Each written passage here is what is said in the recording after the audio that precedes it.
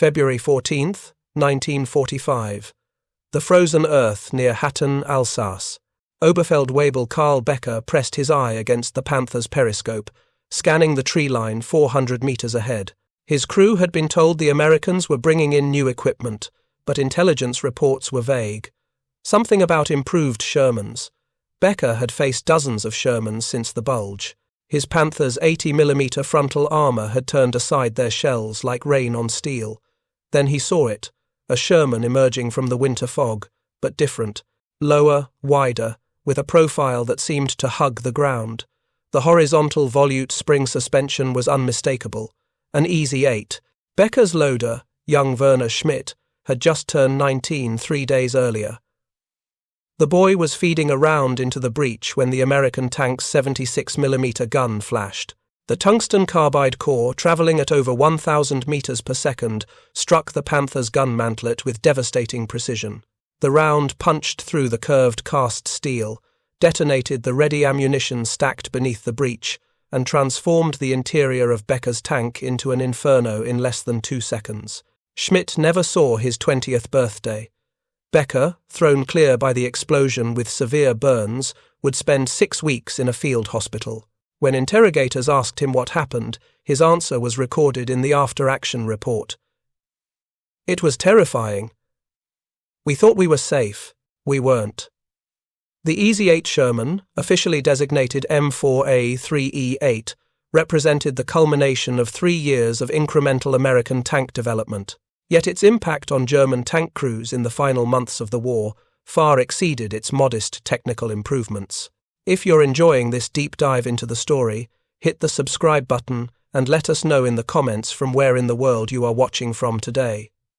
What made a tank that German intelligence dismissed as merely another Sherman variant become the subject of urgent tactical warnings circulated through panzer units in early 1945? The answer lies not in revolutionary technology, but in the psychological devastation of facing an enemy who had finally learned to combine adequate firepower with superior tactical mobility. The story of why German Panzer crews came to fear the Easy-8 begins not with its introduction to combat, but with the fundamental limitations of the standard M4 Sherman that preceded it. By late 1944, American armored forces had identified critical deficiencies in their primary battle tank. The Sherman's vertical volute spring suspension, inherited from earlier designs dating to 1941, limited cross-country speed and crew comfort. Each road wheel was paired with another, connected by a vertical spring. This design restricted wheel travel to approximately 150mm, causing harsh ride quality that fatigued crews and made accurate firing while moving virtually impossible. The narrow tracks, 360mm on early models and 421mm on later variants, created ground pressure of approximately 0.92 kilograms per square centimeter. In the muddy conditions of northern Europe during autumn and winter 1944, this ground pressure meant Shermans frequently bogged down in terrain that German Panthers with their wider tracks could traverse. The transmission, while reliable, featured a complex system requiring skilled operation. Inexperienced drivers could damage gears if they mistimed shifts during combat stress. The Sherman's center of gravity was relatively high due to the radial engine installation, making the tank prone to becoming stuck when crossing obstacles or climbing steep slopes. These limitations were not merely technical inconveniences, they translated directly into tactical disadvantages that cost lives. Sherman crew that couldn't maneuver to achieve favorable shot angles against a Panther was a dead crew. A tank that bogged down in mud became a stationary target for German anti-tank weapons. Crews, exhausted by brutal ride quality, made mistakes in combat that fresh crews would not. The Ordnance Department had recognized these problems by mid-1944, but American tank production was massive and complex. Approximately 2,000 Shermans were being produced monthly across multiple factories. Any modification required careful planning to avoid disrupting production that supplied not just American forces, but British, French, and other Allied armies. The solution emerged from testing conducted at Aberdeen Proving Ground beginning in June 1944. Engineers examined the horizontal volute spring suspension, a design that had been proposed years earlier but rejected due to production concerns. The HVSS used horizontal coil springs connecting paired road wheels, allowing significantly greater wheel travel, approximately 300 mm compared to 150 mm for the vertical system. This increased travel dramatically improved ride quality and cross-country speed. The wider tracks, now standardized at 584 mm, reduced ground pressure to approximately 0.73 kg per square centimetre. This 20% reduction in ground pressure meant Easy 8s could operate in conditions that immobilized standard Shermans. Testing demonstrated that tanks with HVSS could maintain 25 km per hour over terrain that forced standard Shermans to slow to 10 km per hour. The implications were immediate and profound. Faster cross-country movement meant better tactical positioning. Smoother ride meant less crew fatigue and better ability to fire accurately while moving. Lower ground pressure meant operation in mud, snow, and soft ground that had previously been impassable. Combined with the 76mm gun that had been introduced in mid-1944, these improvements created a tank that was finally adequate for the realities of combat against German armour in 1945. Production of Easy 8 Shermans began in late 1944, but reaching frontline units required months. The first M4A3E8 tanks arrived in Europe in December 1944, just as German forces launched their Ardennes offensive. Initial numbers were small, perhaps 50 tanks delivered before Christmas. By January 1945, production had ramped up significantly with several hundred Easy 8s reaching depot facilities in France. The distribution pattern favoured veteran armoured divisions that had proven their effectiveness in combat. The 2nd Armoured Division received its first Easy 8s in mid-January 1945. The 3rd Armoured Division began transitioning in late January. The 4th Armoured Division, which had distinguished itself at Aracourt and during the Bulge, received priority allocation. But even with increased production, Easy 8s never fully replaced standard Shermans. By war's end in May 1945, only approximately 4,000 Easy 8 Shermans had been produced compared to over 49,000 total Shermans. Most American tank battalions operated mixed formations with some Easy 8s alongside standard 75mm and 76mm Shermans. This mixing of tank types created logistical complexity, but allowed commanders to concentrate their best equipment at critical points. The German perspective on American tank development had been shaped by 3 years of combat observation. German intelligence correctly assessed that American tank design prioritized production quantity, mechanical reliability, and operational mobility over armor protection and firepower.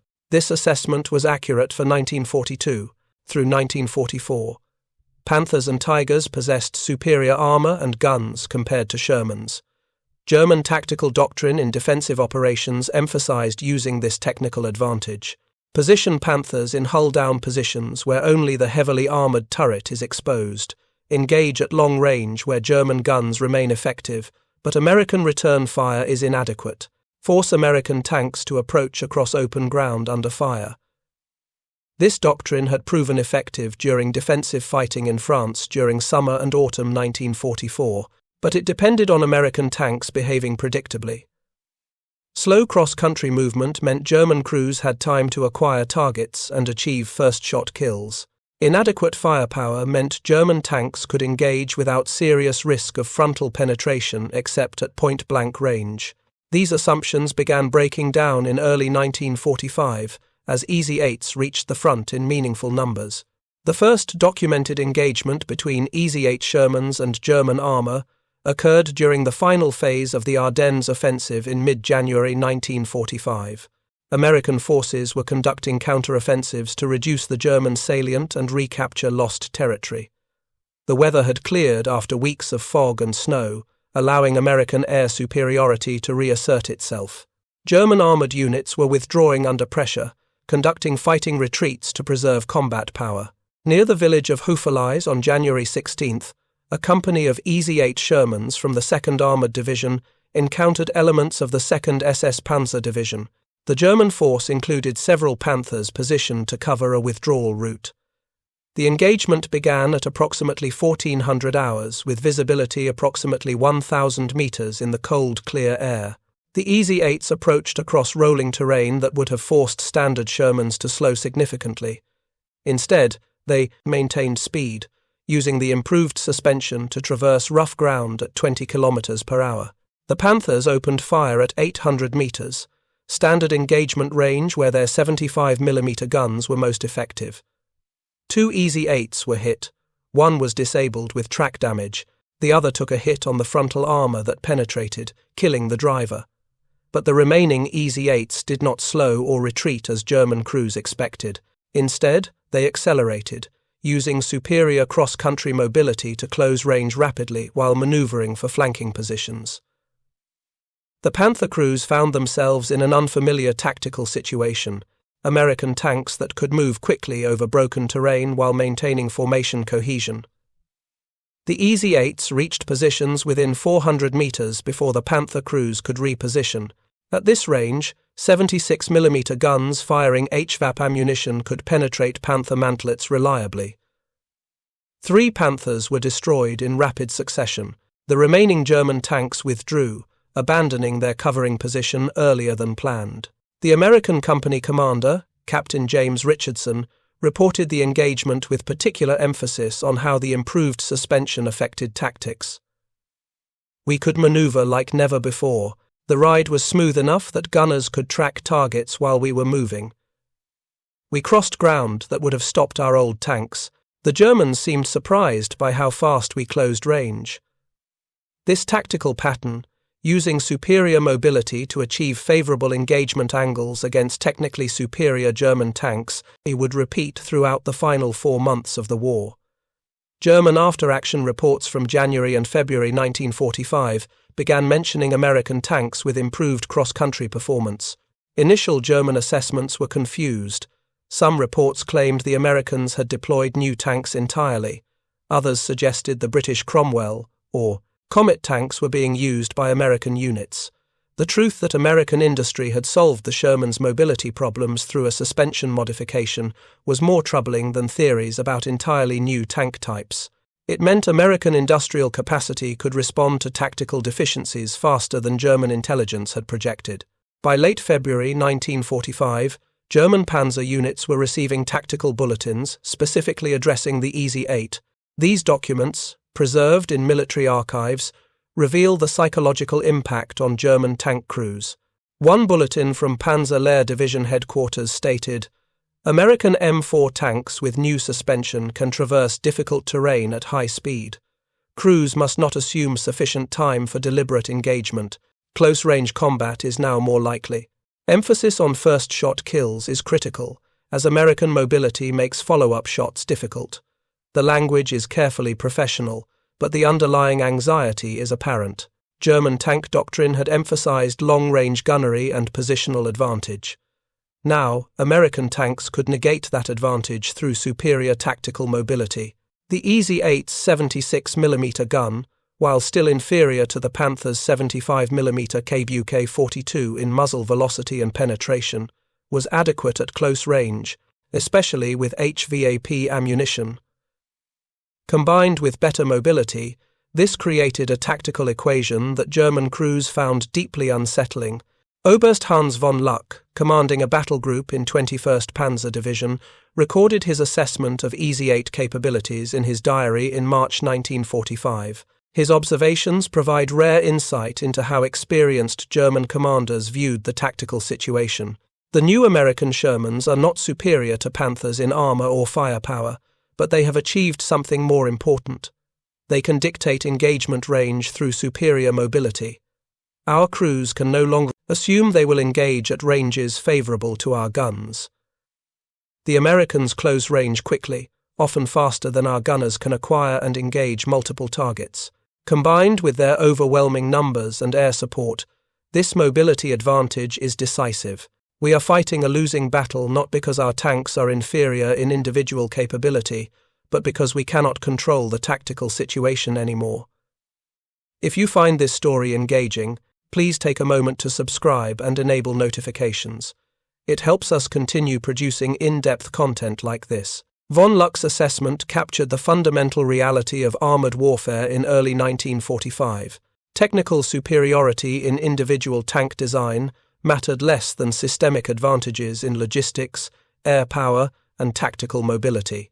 The EZ-8 did not make Shermans equal to Panthers in armor thickness or gun power, but it made them competitive in the metrics that determined combat outcomes under actual battlefield conditions.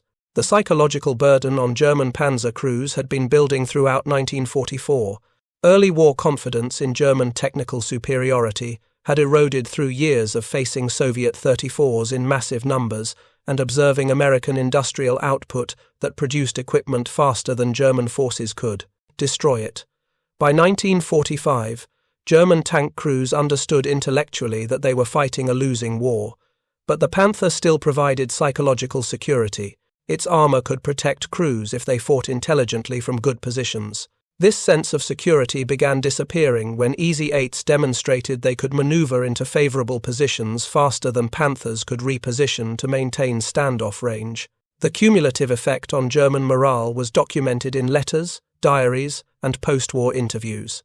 Panzer crews described feeling increasingly helpless as American tactical competence improved while German advantages eroded. Better American ammunition, improved tank mobility, overwhelming air superiority, and massive artillery support combined to create a battlefield environment where German technical advantages no longer translated into survival. The material reality of German Panzer operations in early 1945 provides essential context for understanding why EZ-8 Shermans had such disproportionate psychological impact. By February 1945, German armoured forces were shadows of their former strength. Fuel shortages were critical. Wehrmacht quartermaster records show that Panzer units were receiving approximately 30% of their authorized fuel allocations. This meant tanks that were mechanically operational often sat immobilized for lack of gasoline. When Panthers did move, they moved short distances to conserve fuel, limiting their tactical flexibility. Ammunition shortages were equally severe. German industry was producing tank ammunition at approximately 40% of 1944 levels, due to bombing damage, loss of production facilities in occupied territories, and raw material shortages. Panzer units were receiving tungsten core armor-piercing ammunition in quantities so limited that some units prohibited its use except against heavy tanks. Standard armor-piercing ammunition was rationed to 10 to 15 rounds per tank in some formations. Crews were instructed to make every shot count because resupply was uncertain. Replacement crew training had collapsed almost completely. In 1942, Panzer crews received 6 to 9 months of training before frontline deployment. By early 1945, replacement crews were arriving with as little as 4 weeks of training. Many had never fired their tank's main gun before arriving at the front. Experienced crew members were being killed or wounded faster than adequate replacements could be trained. The cumulative effect was Panzer units with excellent equipment operated by exhausted veterans and terrified novices, chronically short of fuel and ammunition, facing an enemy with overwhelming material superiority. In this context, the EZ-8's improved mobility was devastating, not because it made individual American tanks superior, but because it allowed American forces to exploit German vulnerabilities more effectively. A Panther that couldn't reposition due to fuel shortages was helpless against EZ-8s that could maneuver for flank shots. A crew with limited ammunition couldn't afford to miss, but American mobility made accurate fire more difficult. The engagement at Hagenau in mid-March 1945 illustrated these dynamics with brutal clarity. The 14th Armoured Division, equipped with a mix of standard Shermans and EZ-8s, was advancing through the Alsatian plain toward the Rhine. German forces, including remnants of the 17th SS Panzer Grenadier Division, established defensive positions in wooded terrain north of the town. The German force included approximately 12 Panthers and 8 Panzer IVs, supported by infantry and anti-tank guns. On paper, a formidable defensive position, with excellent fields of fire across open approaches. The American attack began on March 14th at dawn, with heavy artillery preparation. P-47 Thunderbolts struck German positions with rockets and bombs, destroying several Panthers before ground forces even began moving. When American armor advanced, Easy 8 Shermans led the attack, their wider tracks allowing movement across muddy fields that recent rain had turned into morass. Standard Shermans, following behind, struggled in the mud, several becoming temporarily bogged down. The Easy 8s pressed forward, closing range rapidly while German return fire proved less effective than expected.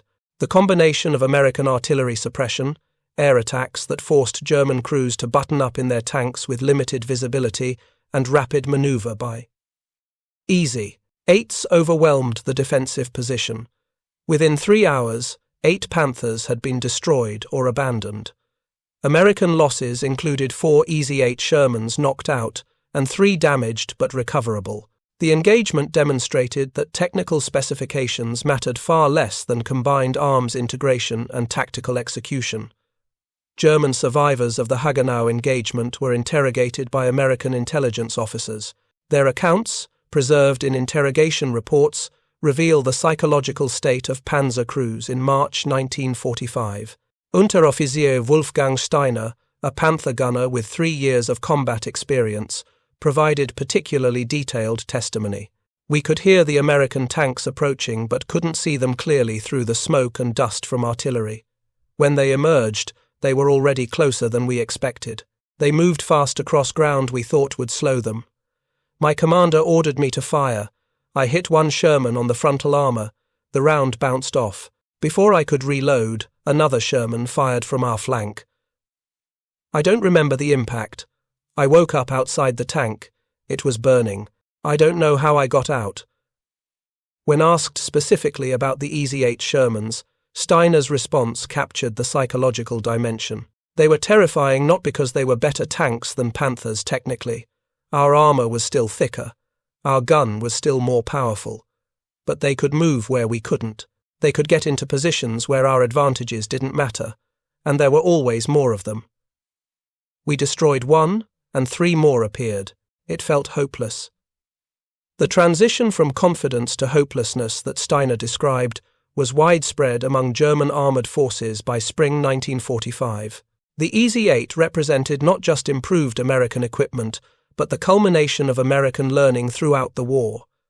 American tactical doctrine had evolved significantly from the clumsy attacks of 1944. By early 1945, American commanders understood how to use combined arms effectively. Artillery preparation suppressed German anti-tank guns. Airstrikes destroyed or disabled German armor before ground contact. Infantry cleared German defensive positions that might ambush tanks. And now, with Easy 8s, American armor possessed the mobility to exploit the opportunities this combined arms approach created. German doctrine still emphasized the technical capabilities of individual weapons systems. Given favorable conditions, a well-positioned Panther with a trained crew remained lethal. But favorable conditions were increasingly rare.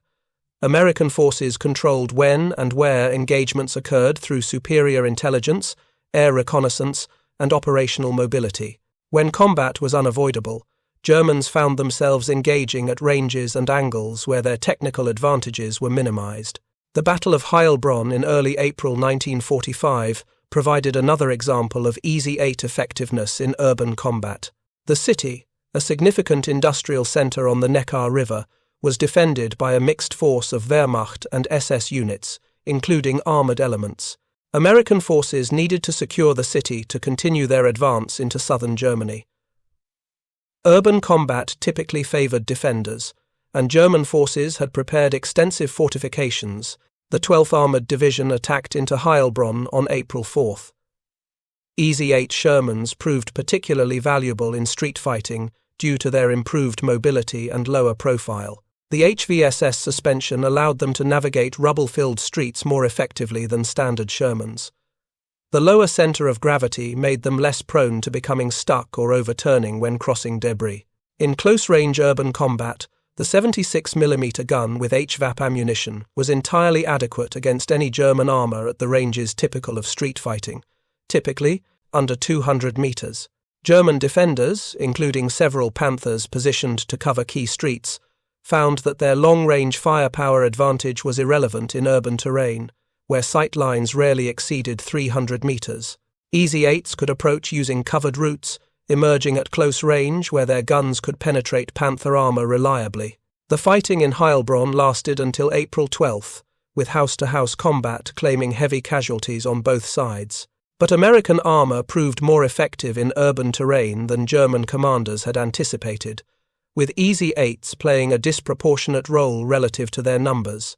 Hauptmann Friedrich Weber, commanding a company of Panzer IVs in Heilbronn, survived the battle and was captured on April 11th. His interrogation provided insights into German tactical thinking regarding the Easy-8.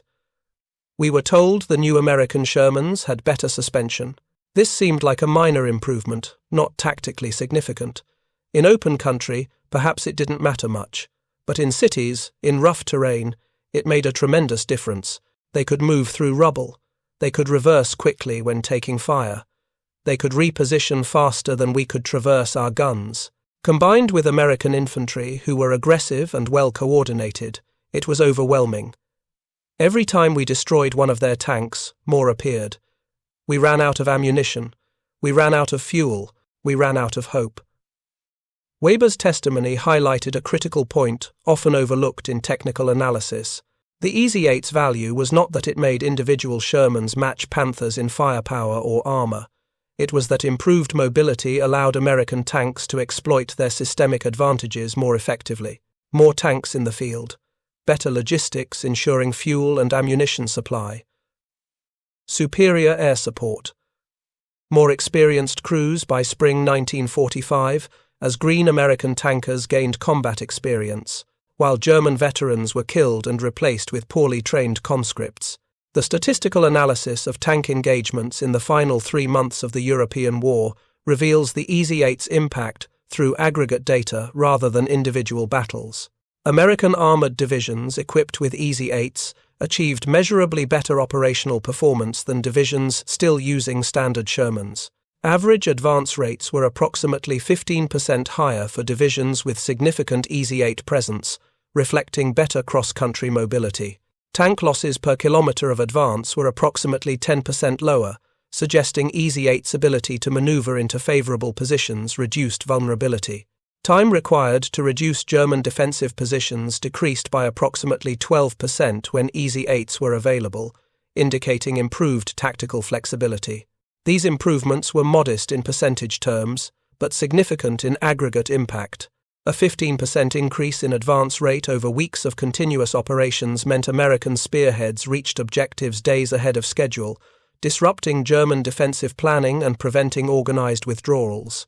The German armaments industry's response to Easy-8 deployment was essentially non-existent, illustrating the collapsed state of German military-industrial capacity by early 1945. German engineers could analyze captured Easy-8s and understand their advantages. But implementing similar improvements to German tanks was impossible. German tank production was collapsing due to bombing, material shortages, and loss of production facilities. Panther production, which had peaked at approximately 350 units in July 1944, fell to approximately 100 units in March 1945 and effectively ceased in April. Even these limited numbers of Panthers being produced often could not be delivered to frontline units due to fuel shortages and disrupted transportation networks. Developing an improved suspension system for Panthers would have required engineering resources, production tooling changes, and testing time that Germany simply did not possess in early 1945. The war would be over before any such improvements could reach production, much less frontline service. The psychological impact of Easy-8s on German Panzer crews must be understood in context of broader morale collapse in German armed forces during spring 1945. Soviet forces were advancing from the east, having crossed into German territory in January. American and British forces were advancing from the west, having crossed the Rhine in early March. Germany's industrial heartland was under constant aerial bombardment. Civilian infrastructure was collapsing. Food shortages were severe even for military units. Fuel was so scarce that tanks were being abandoned when they broke down because recovery vehicles lacked fuel to tow them. In this apocalyptic environment, the Easy-8 became a symbol of American material superiority and German defeat. It represented an enemy who could solve tactical problems through industrial innovation, while German industry could barely maintain existing production. For panzer crews who had begun the war confident in German technical superiority, this reversal was psychologically devastating. Lieutenant Ernst Bachmann, a decorated Panther commander who survived the war, provided extensive post-war interviews about his experiences. His reflections on facing EZ-8s capture the psychological dimension from a German perspective. By March 1945, we knew we were losing. Everyone knew. But we still had good equipment. Panthers were excellent tanks. This gave us something to hold on to psychologically. We could tell ourselves that even if we were outnumbered, our tanks were better. Then the Americans brought tanks that could outmaneuver us. Not better armor, or guns, but better mobility.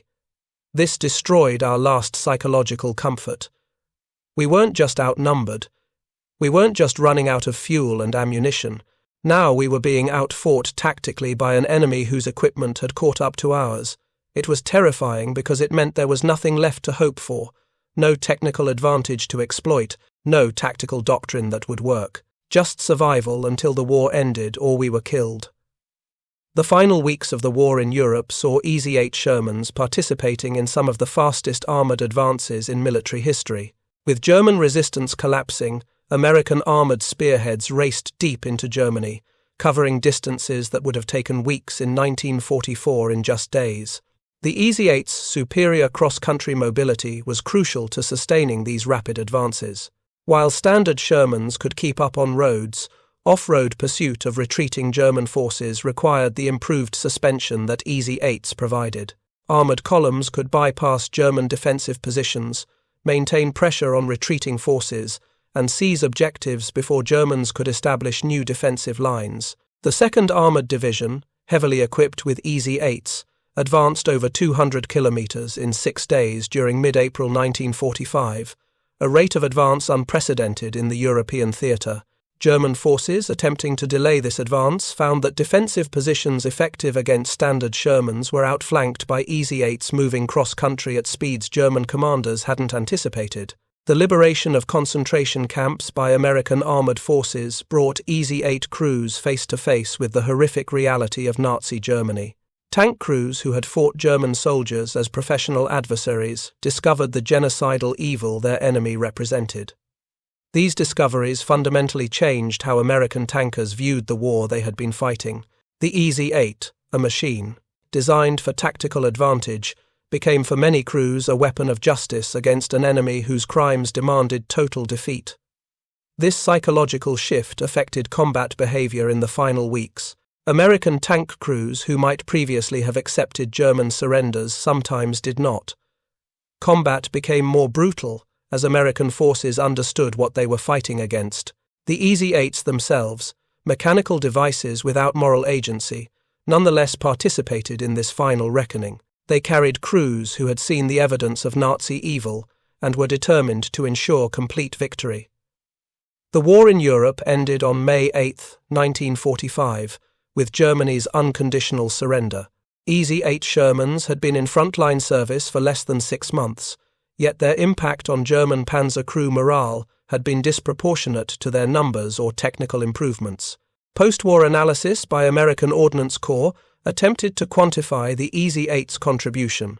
Reports noted improved operational mobility, reduced mechanical breakdown rates due to reduced stress on components from smoother suspension, better crew performance due to reduced fatigue from harsh ride, and higher average combat speeds allowing better tactical positioning. These dry technical assessments missed the psychological dimension that German accounts emphasized. The EZ-8 had transformed American armor from technically inferior but numerically superior to adequate in all dimensions that mattered for combat effectiveness. This transformation came at the moment when German advantages in crew training, logistics, and air power had eroded completely. The Korean War, beginning in June 1950, provided unexpected validation of EZ-8 design choices. When North Korean forces invaded South Korea, they brought Soviet 3485 tanks that threatened to overwhelm defending South Korean forces.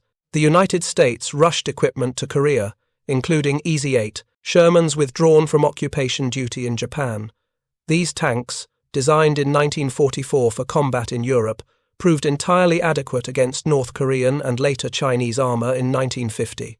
The EZ-8's mobility was superb in Korean terrain of rice paddies and mountains.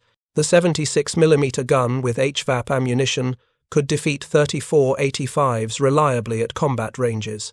American tank crews in Korea achieved remarkably favorable kill ratios, validating the EZ-8's design philosophy. Adequacy across all performance dimensions proved more valuable than excellence in any single characteristic. The EZ-8 would remain in frontline American service through 1953 and continue serving with Allied nations for decades, a remarkable service life for a tank designed as an incremental improvement to an existing platform. The legacy of the EZ-8 in armored warfare doctrine extends beyond its technical specifications or combat record. It demonstrated that evolutionary improvement of existing platforms could be more effective than revolutionary new designs, that mobility and reliability mattered as much as firepower and armor, that crew comfort and reduced fatigue improved combat performance measurably, and that industrial capacity to implement improvements rapidly provided decisive advantage. These lessons influenced post-war American tank development directly. The M46 Patton, America's next medium tank, incorporated many EZ-8 features, including horizontal volute spring suspension derived from the HVSS system, emphasis on automotive reliability and crew comfort, and design for rapid production and field maintenance. Soviet tank development, informed by captured EZ-8s examined after the war, similarly emphasized mobility and ease of production in designs like the T-54 and T-55. The German Panzer crews who faced EZ-8s in early 1945 carried those memories throughout their lives. Post-war interviews conducted decades after the war reveal that many veterans remembered specific engagements with EZ-8s more vividly than battles involving other Allied armor. The psychological impact of facing an enemy who had solved his tactical deficiencies while German advantages disappeared left lasting impressions. Obergefreiter Hans Müller, a Panther driver captured in April 1945, reflected in a 1983 interview on his wartime experiences. "We were trained to believe German equipment was the best in the world. For several years, this was true. Panthers were magnificent machines, but by the end, we were fighting enemies whose equipment had become good enough and whose numbers were overwhelming. The American EZ-8s were not better than Panthers technically, but they didn't need to be. They were good enough, and there were always more of them. That was terrifying, knowing that our technical superiority had disappeared and we were just targets waiting to be destroyed." The story of why German Panzer crews said, "It's terrifying after facing EZ-8s" is ultimately not a story about technical specifications or engineering innovations. It's a story about the psychological impact of watching your last advantages disappear. German tank crews in early 1945 were fighting a losing war with inadequate fuel, limited ammunition, poorly trained replacements, and no air support. In this environment, the Panther's technical superiority was one of the few remaining sources of confidence.